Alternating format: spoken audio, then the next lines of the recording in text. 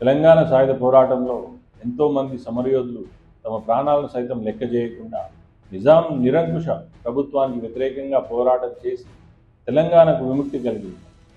September 17వ తారీఖు విమోచన దినోత్సవం జరుపుకోవాలని యావత్ తెలంగాణ ప్రజానీకం డిమాండ్ చేస్తే ఆ రోజు ఉన్నటువంటి ఆంధ్ర పాలకులు నిరసిస్తే కేసీఆర్ గారు మేము అధికారంలోకి రాగానే అధికారికంగా విమోచన దినోత్సవం జరుపుకోమని ప్రకటించి, నేను చెప్తున్న రోసయ్య గారు ఈ వేదిక ద్వారా ఖచ్చితంగా 17 సెప్టెంబర్ స్వతంత్ర దినం జరిపి తీరాలి. లేకపోతే తెలంగాణలో చాలా చాలా పెద్ద ఎత్తున మేము తెలంగాణ ప్రజల ఆందోళనకు దిగుతాం.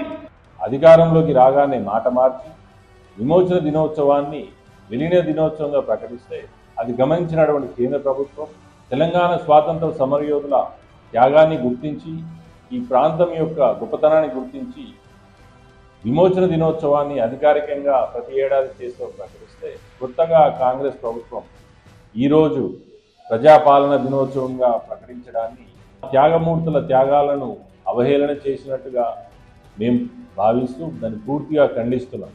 మరియు మనందరం గమనించాల్సింది ఏంటంటే బీఆర్ఎస్ కానీ కాంగ్రెస్ కానీ ఈ రెండు పార్టీల దొల్లాతనాన్ని గమనించాల్సిందిగా విజ్ఞప్తి చేస్తూ ఈరోజు సికింద్రాబాద్ పరేడ్ గ్రౌండ్లో జరిగినటువంటి సభను దిగ్విజయంగా విజయవంతం చేసినటువంటి ప్రతి ఒక్కరికి పేరు పేరున ధన్యవాదాలు తెలుపుతూ భారత్ మాతాకి జై, జై తెలంగాణ.